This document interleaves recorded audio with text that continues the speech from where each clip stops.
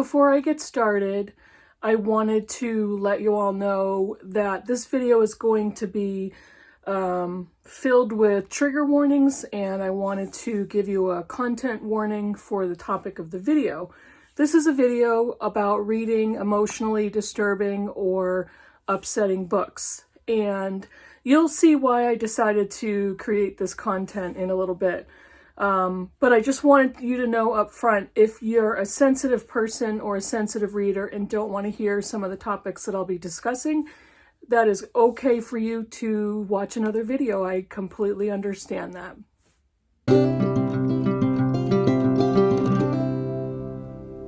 Hey BookTube, it's Kim at Middle of the Book March. Today's video is going to be a little bit more serious than what I would normally post, but I have a reason for doing it. And the content of the video is reading emotionally disturbing books. And I wanted to talk about this because I recently DNF'd Lolita by Vladimir Nabokov. And I had been avoiding this book for many, many years. Excuse me. And the opportunity came up to do a buddy read of it with AJ Dunn of AJ Dunn Reads and Writes. Their channel link is below.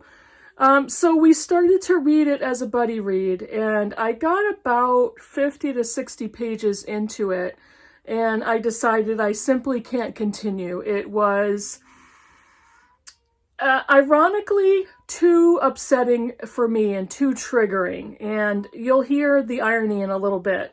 But I could not continue with it. I did not want to read any more of Humbert Humbert's perspective or his story.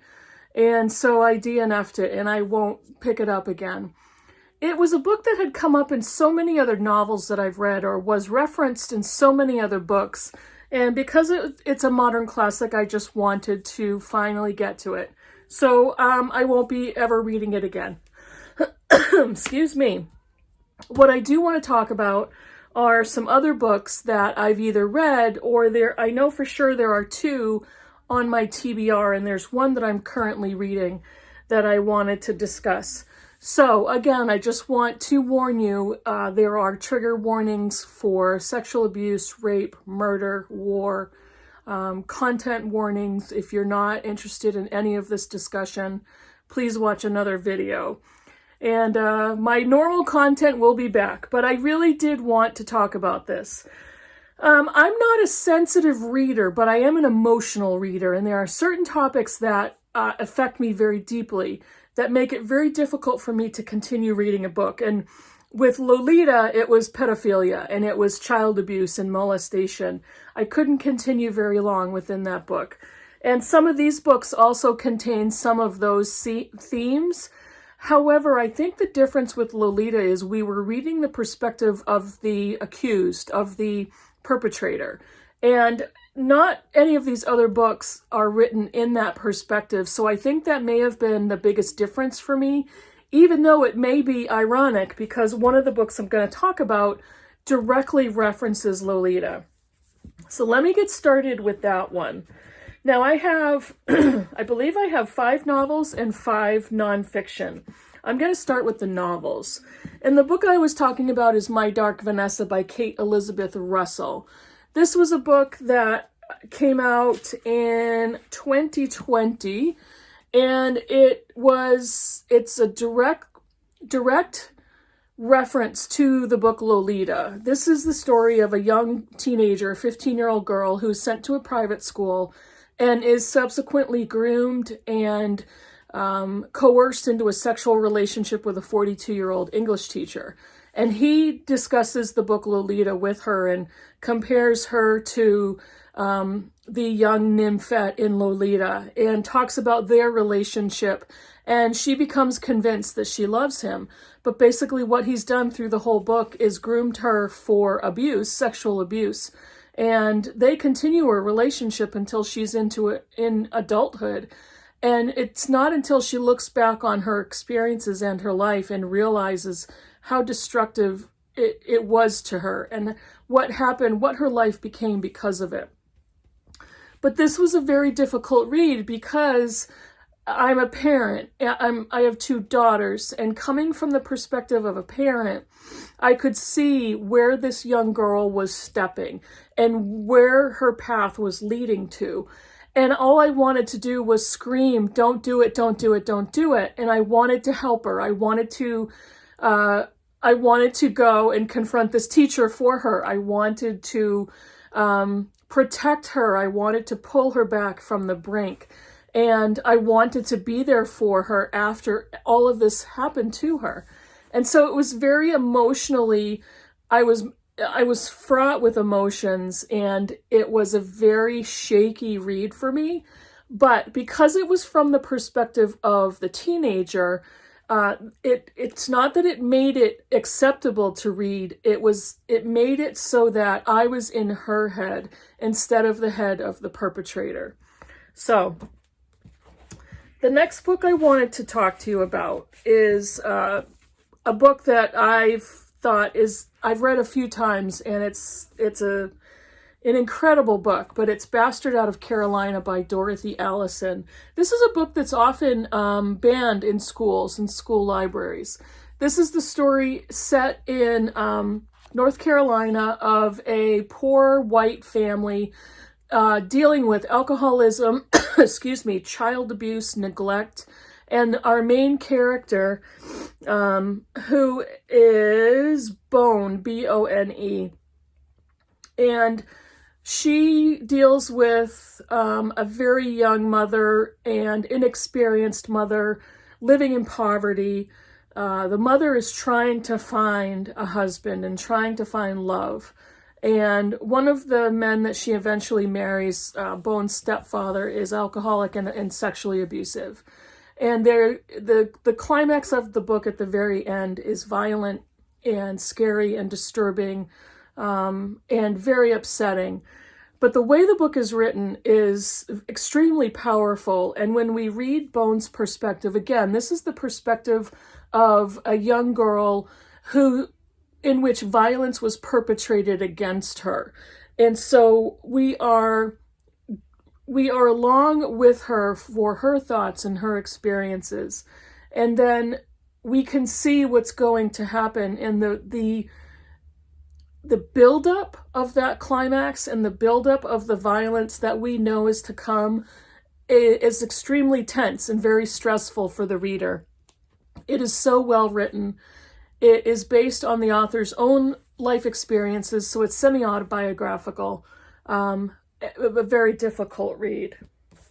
The next one is another one of my favorite novels. It's Beloved by Toni Morrison. Yet another book that's often banned in schools and school libraries. This is the story of Sethi, who's dealing with the ghost of her dead baby, who she murdered because she did not want this baby to grow up in slavery. And the discussion about what she and her loved ones experienced while enslaved, how they needed to escape, what happened to her children, and her mental state and her mental health during all of this trauma. It's one of the best books I've ever read, one of the greatest American novels. Toni Morrison was a genius and a master artist, but she did not shy away from hard topics and violence and sexual abuse and rape and themes of slavery and enslavement. It's just a spectacular book, but it's definitely not an easy read. This one is pretty much stereotypical. It's A Little Life by Hanya Yanagihara. It wasn't until I read this book that I first heard the term trauma porn. And I had never heard that before. And when I finished this book, which I thought this was an excellent book, I'm one of the ones who really liked it. There are many people that hate it. But this was the first time I had ever heard the term trauma porn. And I had to think about that because there's so much that happens to the main character, Jude, in this novel, that I started to ask myself, are they right? Is that label correct? Would I read this story and think, this is gratuitous trauma porn. This should never have been written. And I don't have that perspective during this book, because ultimately this book is filled with love and hope and redemption. And I truly believe that, even though the things that happened to Jude are horrific. He was left an orphan and was brought in by a religious organization filled with people who sexually abused him, raped him, forced him into prostitution and child pornography. And he is a gay man who is living with a physical disability based on a car accident. He deals with chronic pain. He comes together in a very tight circle of 4 friends. Eventually, his life is redeemed. He finds true love, but he also deals with an enormous amount of self-harm and self-loathing and rape in his adult years. And it's an extraordinarily difficult story to read, but I still believe there are positive aspects to it. There's hopefulness, there's love and connection, but it's definitely not a book for everybody. The last novel I wanted to show you is Hurricane Season by Fernanda Melchor. She's a Mexican author, and this was published from the Spanish by Sophie Hughes. This is a short novel, but this is one of the most extraordinary novels I've read in years. I read it last year and gave it 5 stars. It is a horrific novel to read. The entire book is about femicide in Mexico and the numbers of women who are murdered or disappeared in Mexico. She wanted to write this as a nonfiction, long-form journalistic piece, but she was afraid that had she gone through the research and written that piece, she would have been murdered. Because of the levels of crime and violence against women. So that was extraordinary that she did actually write this down somehow to get this story out. It is on every page filled with filth and filthy language, depictions of violence, depictions of sexual violence and physical violence. There is not only transphobia, but trans violence, misogyny everywhere. And because the theme is so important, I continue to read the book, and I was cringing on every page. And once I realized what the author was trying to do, it was propulsive. It propelled me forward to want to finish the story. And the common theme of all of these books, I think the common theme is they are all written by women. I don't know if I would have been able to read these books had they been written by men. And I'm not trying to be prejudiced, but a novel with these themes written by a male author, I may not have been able to finish because of the different perspective in gender. And, I would love to have a conversation about that in the comments if you feel the same way or if you believe I'm totally wrong. Now, let me show you the 5 nonfiction books that I picked up. This one is Know My Name by Chanelle Miller. This is her memoir that she wrote after her rape on the campus of Stanford University by her rapist, Brock Turner. And she came out with this memoir after being anonymous in the aftermath of this crime against her. But she decided, I'm going to take my name back. I'm going to get my name out there, and I'm going to define the story. I'm going to be the one to tell the truth, and I'm going to be the one that is victorious after this event and after this crime. I'm not going to allow this to define my life in a negative way. And the genius of what she did, of revealing everything about the crime, her feelings, the legal process, was brilliant. I still have all my tabs in here. And the aftermath of her rape and the aftermath of the legal proceedings, what has resulted from that is that she is victorious in her life. She has succeeded in moving forward and benefiting, I hope, from the sales of this book. But Brock Turner is basically a sexual offender for life, and his life has become a mess. Good. But this was so difficult because reading her firsthand account of what she went through, and she includes her entire victim statement in the book. It's harrowing to read, but I was also listening to it on audio, and I just wept listening to that statement. And I remember reading it and listening to it when I didn't know what her name was.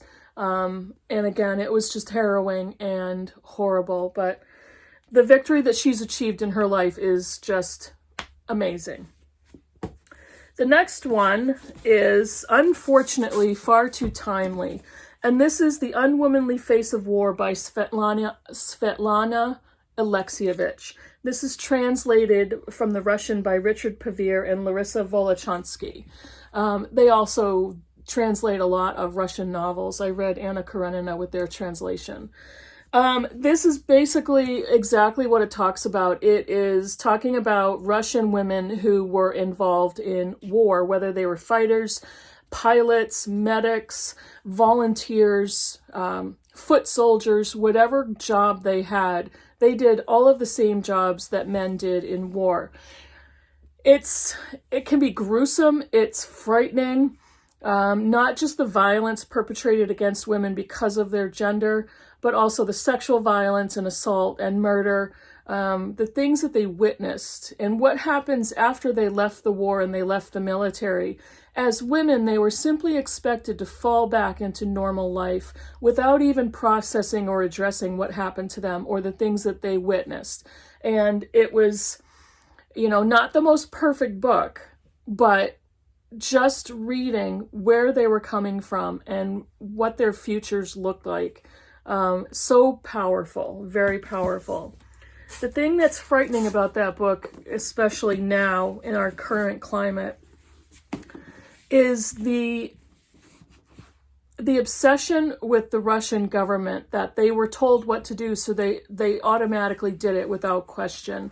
And they were fighting for the motherland, as it's quoted in the book. And that alone brought me to tears, that amount of fascism and totalitarianism. And I think that's much of what we're seeing now. Now, the next book I'm currently reading, I'm listening to this one on audio, and this is not that bad, edited by Roxane Gay. It's Dispatches from Rape Culture. This is very difficult on audio because I'm listening to the voices of people who have dealt with rape, whether they've witnessed friends who were raped or if they've been through it themselves, men and women. And I'm not sure if there are any essays or stories from other gendered people. I'm not sure about that, but so far it's been men and women. And the majority of the essays are written by women. And again, it's hard to listen to, but it's a necessary topic to be aware of. It's necessary to see how our culture feeds into and encourages rape culture, how our society and what we teach men, what we teach boys, how that feeds into what happens to people who are sexually assaulted and raped. It's a very powerful essay collection. And I actually think it's a good thing that I have it in hard copy as well if I can't continue to listen to it. These next two books are on my TBR. I haven't read them yet. But I purchased both of them and have yet to pick up either, and for obvious reasons. But this one is No Visible Bruises by Rachel Louise Snyder, and the subtitle is What We Don't Know About Domestic Violence Can Kill Us. And it's exactly what it talks about. It's the hidden scourge of domestic violence. We call it private violence. Sometimes we call it intimate partner terrorism, but whatever we call it, we generally do not believe it has anything at all to do with us, despite the World Health Organization deeming it a global epidemic. No Visible Bruises refers to the fact that often physical abusers will abuse their partners in areas that are not visible to the human eye, whether it's somewhere that clothing covers, or it's a place that they know that their abused partner won't reveal to anybody, even doctors and even medical personnel. So this is a book that will clearly be difficult to read. I have dear friends who have been victims of domestic abuse and domestic violence. So I know this book is on my shelf, and I really did want to get to it when I purchased it. And I haven't yet. And it's another I kind of do that to myself. I tend to avoid certain books. This one was published in 2019. And then the last book I wanted to talk about came up in my book group last Friday night. One of my friend who brought the selections that we vote on, this was one of the books that she brought, and she brought books that spoke to women's experiences in the world. And when she brought this book up, I kind of asked her within the group, do you know what the topic is about? Do you know how far this book goes? And she basically picked it up because of the description, and she wanted to read more into women's experiences. And I've not read this book, but I kind of explained to her what I've heard in other people's reviews at how horrific it is to read. And this is Our Bodies, Their Battlefields, War Through the Lives of Women by Christina Lamb. And again, it's a book that is on my TBR that I truly want to read. But everybody that I've seen on BookTube who has read this book, and this was in the BookTube Prize last year, so many BookTubers that I watch read it, and every single one of them said I almost couldn't get through it. I had to stop. I could only read a little at a time. It was so horrific. I couldn't have even imagined anything this bad that happened to women during war. And so I talked to my friend about that at book group, and I basically said, I don't think this would be a good book for a group discussion with the group that we have. I said I don't think this would be a good pick. So we didn't keep it in the running, or if we did, I think I may have swayed the opinion, but I honestly probably would not have wanted to read this in a group context. I think I want to read this alone or with one other person who I trust in order to talk about what the content is in that book. So those are the books I want to talk about. There are so many out there that write about important yet truly disturbing content.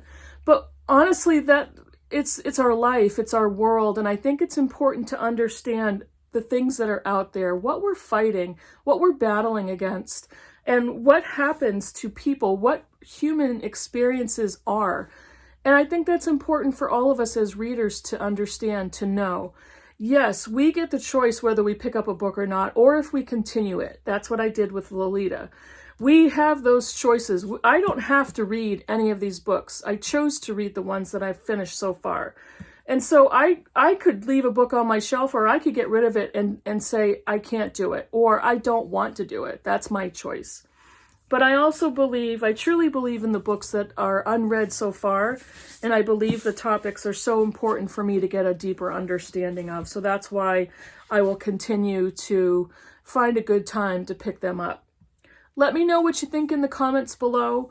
Again, there are so many other books out there. I don't even read anything in the horror genre.